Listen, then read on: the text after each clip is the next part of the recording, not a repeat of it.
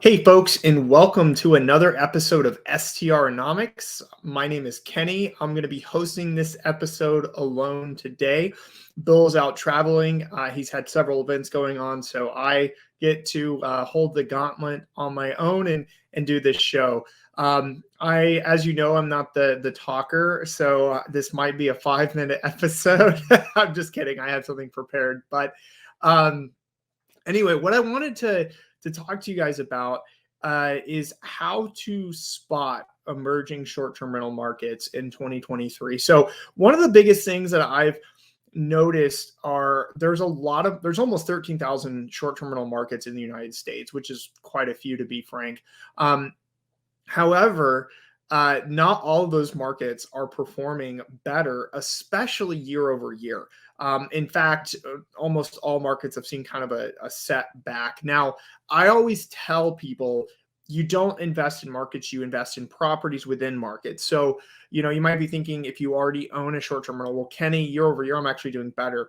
And there are people who are doing better. But across the board, when we're looking at the data and understanding what's going on, revenue is down across almost every single market if we just look at the averages. However, there are certain markets that are doing better, and there are certain markets that are growing, and they have key attributes or characteristics that make up what I would call defining as an emerging market. So these are markets that you may have heard of, but you just haven't, you might have been more like, hey, why are people investing there? Or I'd never thought someone would invest there.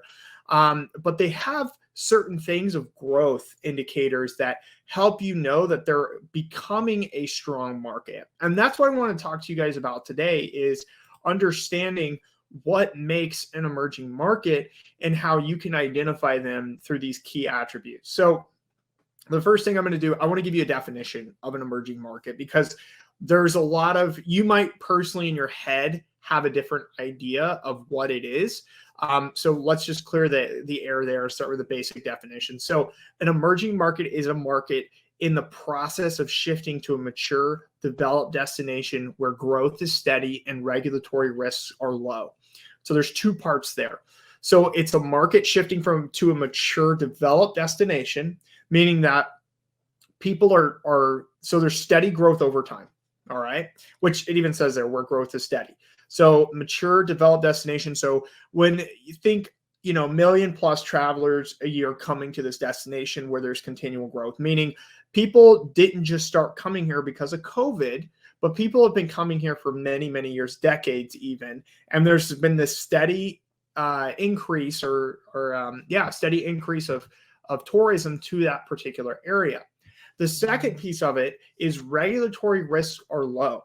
So what do I mean by that? Does that mean no regulation at all? No, not at all. So most markets, even vacation markets, have some sort of regulation. So it doesn't necessarily mean that they don't have any regulation. It just means that there is no threat or anti-sentiment against short-term rentals in that market. So think we want to choose markets. We want to invest in markets where people have a positive sentiment towards short-term rentals, meaning that they see the need for them. They recognize them as important to their economy and to tourism, but they understand that regulation is also important. We should, as hosts or potential owners, be thinking the same way too. It's good to have some sort of regulation because that protects us. It protects the amount of supply. It protects bad actors from bad actors in the market. But it helps show a sign of a healthy market when there's some sort of regulation. However, we don't want to go in markets where people in that community are opposed to having more short-term rentals. So keep that in mind. So when we're talking about emerging markets, we're looking for growth trends and we're looking for favorable regulation. Okay, so one of the things, though, that I want you to kind of watch out for before I list like some of the actual examples are markets where we saw a huge bump in tourism because of COVID.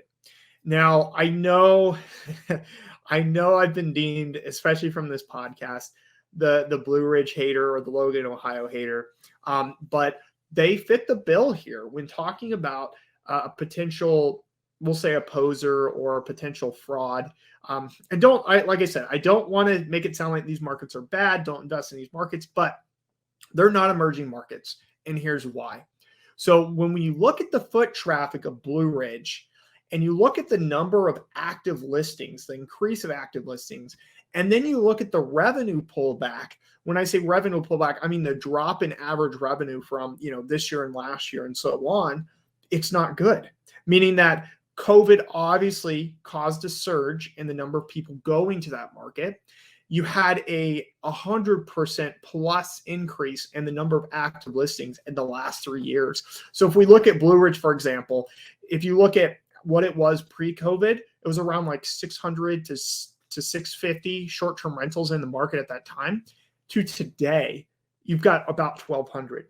That's twice the number of listings in like 3 to 4 years of time, which we don't want to be in markets like that where the supply is just almost doubled, whereas the foot traffic has definitely decreased over the last year and a half. And it was just a major, like this one-time surge and bump. So once again, I'm not saying that you shouldn't go invest in these markets, but I'm also saying be careful, especially in these types of markets, and don't consider them emerging or growing, because in reality, they're not. And it's like you need to be careful, especially with that COVID bump. A lot of markets saw this. It's not just Blue Ridge. It's not just Logan. There's I saw it in a lake market. I'm going to pick on, and once again, I'm not hating on these markets. I'm just pointing them out, these characteristics of there was a huge bump in traffic and then a huge surge in the number of listings. And then all of a sudden there's been this revenue pullback because less people are traveling there. Granbury, Texas, it's a lake market. A lot of lake markets in Texas saw this too. So we need to be careful where you see these huge surges in the number of active listings. A lot of emerging markets have less than 1,000 active listings in their region. Now, when I say a market, don't think of like the city or a town.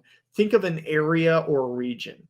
We know that certain markets, it's not just like when we say Western North Carolina, that's a region that encompasses probably about, I would say maybe 15 to 20 markets. So think of, when I say emerging market, think of it as a region rather than an actual like town or city that you would define as a market and say STR Insights or another data platform. Also, when talking about an emerging market as well, what I'm saying with 1,000 active listings, that's what I mean for the whole region as well. So, and you might be thinking, well, Kenny, that doesn't mean that the traffic's there. Well, guess what? You can go and research what that tourism traffic's like. If there's less than 1,000 active listings, but there's over 1 million people traveling there per year, that's a good indicator that there's not enough supply of, places to stay, whether that's hotels or short-term rentals specifically, and there's opportunity there for growth. And so you'll see that in a lot of emerging markets.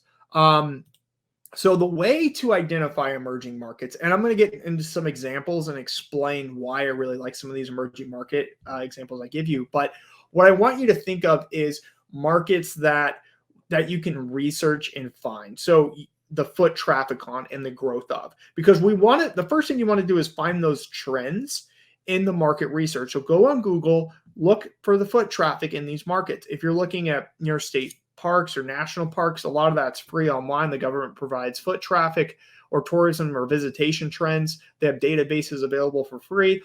Another type of emerging market we're seeing are growing universities, college towns, things like that. You can see university admissions and the growth over time there. Another one example I have too are, places with destinations that are growing. So there's a lot of ski resorts that are expanding. There are areas with theme parks and amount of people going to theme parks.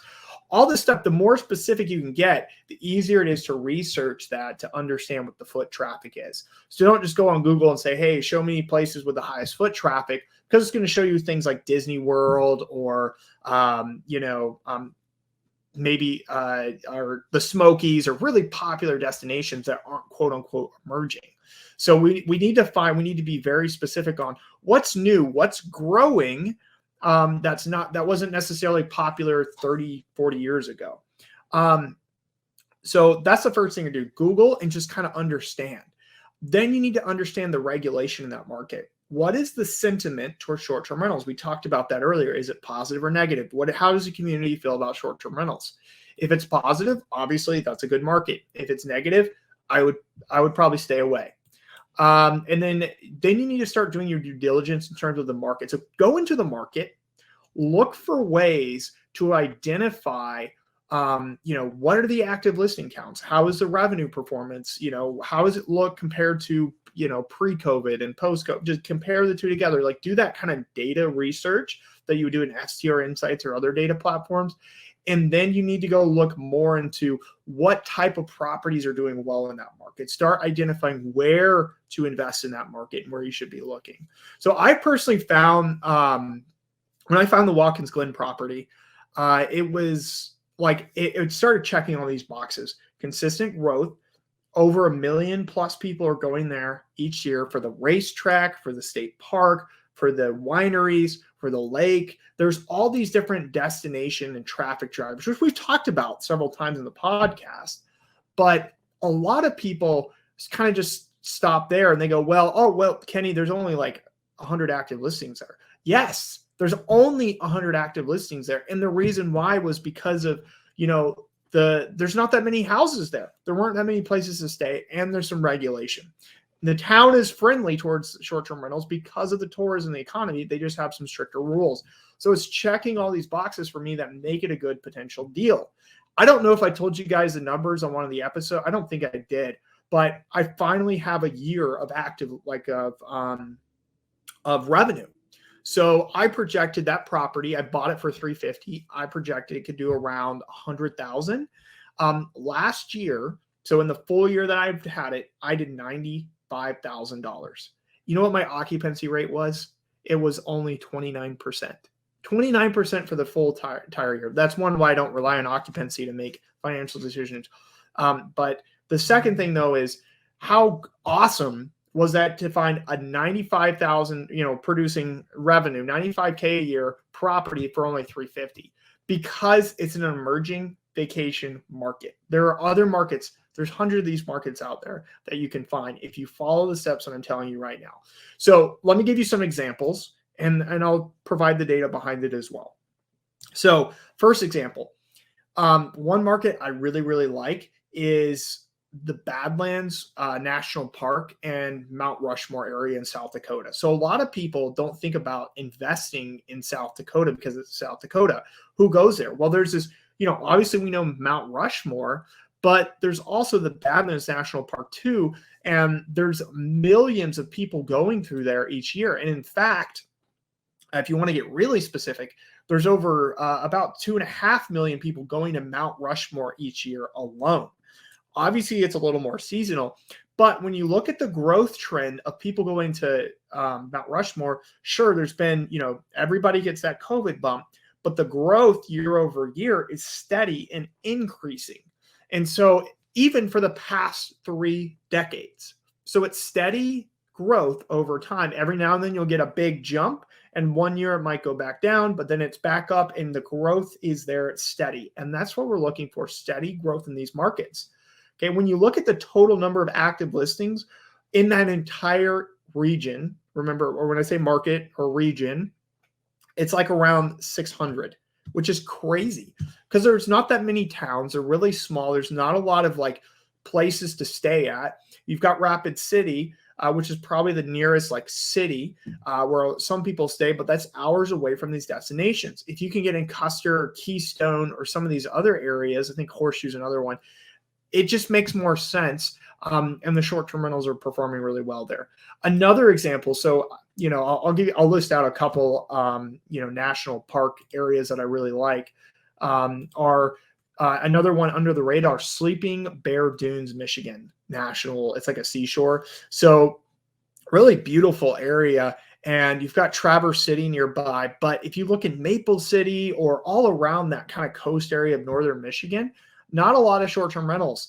Traverse City does have it has just a little over 1,000, but outside of that area into that region, you've got less than 600. And there are tons of workers and resources near there that will travel and take care of, your rental. So you're not worried about, hey, is there anyone there that's going to be able to clean my property or take care of it?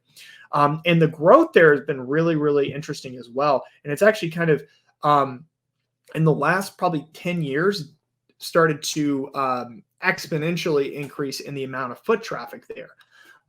This park, I mean, it's been around since 1975, but we're seeing about 1.5 million people go to that national park based on the statistics from the National Parks Visitation Database. So a lot of good data there, easy to see the growth, and obviously the active listing supply is low. And it's simply because a lot of people don't know about this market. A lot of people aren't going and running in droves to Michigan to invest, but there's opportunity here. Some other national parks I'm just going to spout out, or not even national parks, state parks too work. I'm in Watkins Glen. 1 million people, I think it's like 1.1 last year, came to Watkins Glen. That's insane. It's a town of like 1,800 people, and it's not a national park. It's a state park. So areas like Red River Gorge, Kentucky, really, really cool. If you're looking in that area, consider new construction because there's low inventory. The new state park, New River Gorge in near Fayetteville, West Virginia, definitely one area to check out. And then another one I've been preaching for months, over a year now, Shenandoah, Virginia. Still a great market. I still know people finding properties that are crushing it. It's just different, guys. So find the national park, state park that fits you if you like that kind of feel.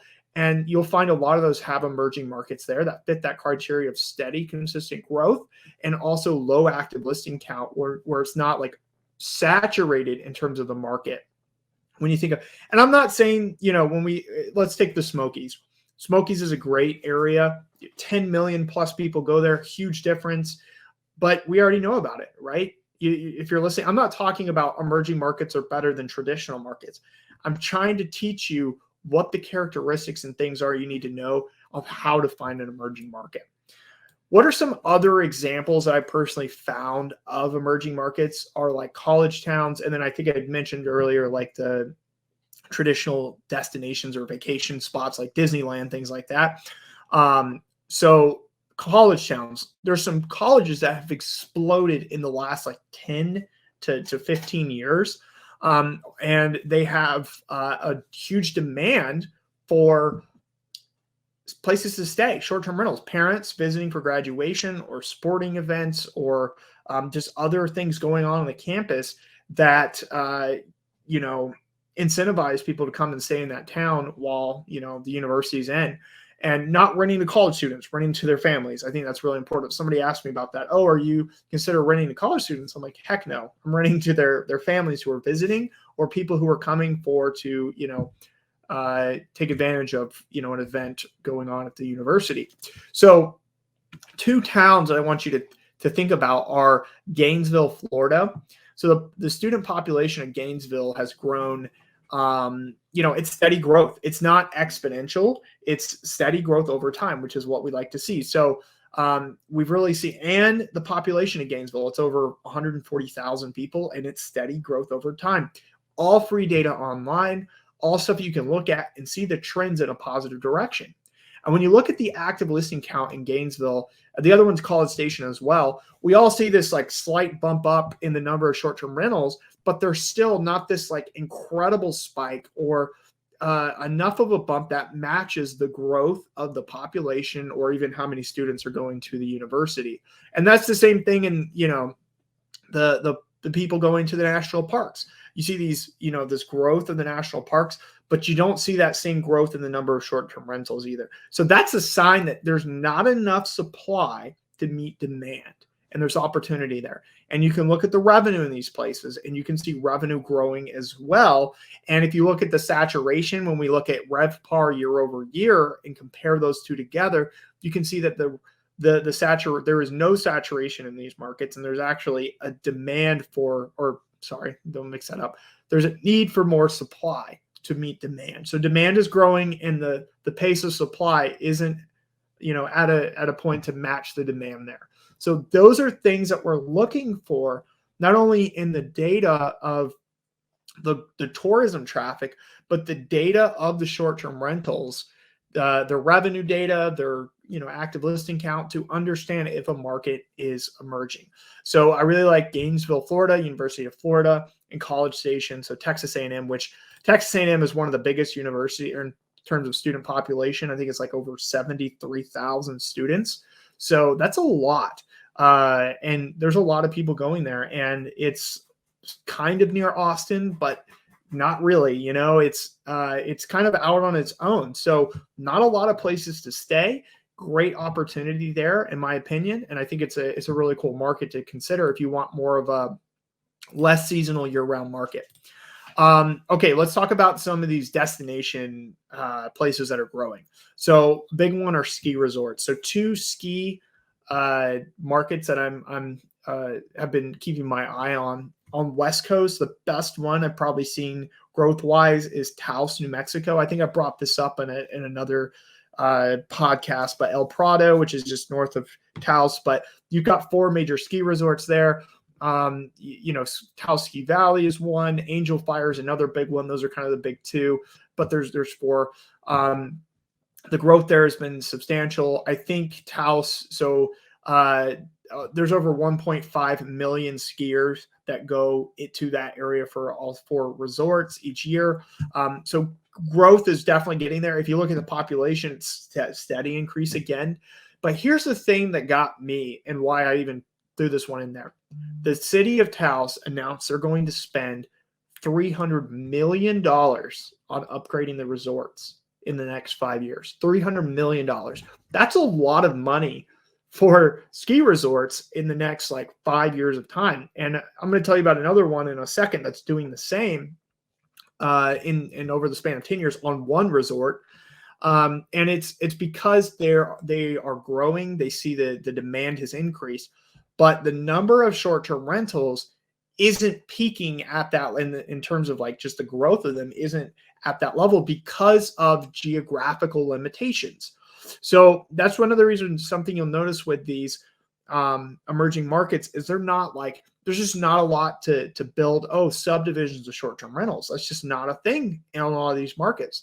And so that's why if you can get into one of these markets and find opportunity there, is you get in and there's kind of this geographical cap on the amount of supply that can't ever allow it to explode like some of these other areas, like say the Blue Ridge Mountains or the Smokies. So that's Taos, New Mexico, great market. Check it out. Another market so the other one I was mentioning that they're going to put, I think, 220 million or something like that in the span of 10 years. It has over 1 million skiers. So if we go up to the Northeast, it's Sunday River Ski Resort in Maine. It's one of the biggest ski resorts in the Northeast. It's up in Maine. It's near Newry and Bethel, Maine, and that market's really exploded. I've seen some really good deals there. It's a great area, and it is. If you look on a map, the ski resort is huge, and they're dumping in over 220 million or something like that into the single resort over the next 10 years is the goal. They've already done half of it or something like that, or a third of it in a year or two. So they're well on par or well on pace they're going to outpace what they're originally planning of the growth of that ski resort. And there's over 1 million skiers that go to that resort each year. So really cool area. The market would be Newry, Bethel. Last one I want to bring up is Frisco, Texas. So this area I like because of Universal Studios announced they're putting in a Universal there. And so that's being worked out. And while that's being worked out, it's really interesting to note that Frisco is north of Dallas. It's a suburb area. It's one of the fastest growing cities in the United States. They do have strict short-term rental regulations. However, there's not a lot of hotels. There's not a lot of places to stay there. And you don't have to be in Frisco. There's also Prosper just north of there. Denton is kind of west and also a good market. And there's a college there as well. I think a university hospital or something. So there's a lot of opportunity near there. And I think they're going to have a bigger demand for obviously bigger demand for short-term rentals because of the Universal Studios popping up there. So that's definitely a market to keep in mind. Obviously, make sure you check with the regulations. There's HOAs, a lot of other things because it's suburbs. But that is a market to keep on the radar because of a theme park coming there. And that's going to increase the size of the city and the tourism and the foot traffic there. So look for those things when you're looking for emerging markets. I'll just kind of wrap up and conclude here. And I hope you guys, I've been talking 25 minutes. Wow, that's impressive. That's a record for me on a podcast episode. I seriously hope you guys found value in this. But when you're looking to invest, especially in emerging markets, make sure you're focused on that tourism traffic. And it wasn't just a bump from COVID. I mean, everywhere got a bump from COVID, but make sure it's been growth over time, because we're heading to this like post-COVID phase, and a lot of markets are kind of turning back to what they were doing before. Some of them a little bit more than others, but we're just seeing like this kind of pullback, and some of them are seeing a 15 to 20% pullback where others might see, only 5%. And those are the markets that, hey, I'm personally looking in. I know Bill's looking in and evaluating are the markets that really aren't seeing this huge pullback in revenue in the post-COVID days. So anyway, hope you enjoyed that. I hope that was clear and informative. Dropped a lot of good data points there. I'll just wrap up and conclude here, guys. I just so you know, I am putting on an event for, it's going to be about maximizing revenue, and a way to do that. It's a one-day event. If you'd like more information about that, check out my Instagram at Kenny_Bedwell, or you can join my free Facebook group that's all about data and short-term rentals. It's the STR Data Host. You'll see some stuff in there about the event there if you're interested in that. So I hope you guys enjoyed this episode, and I look forward to seeing you guys next time.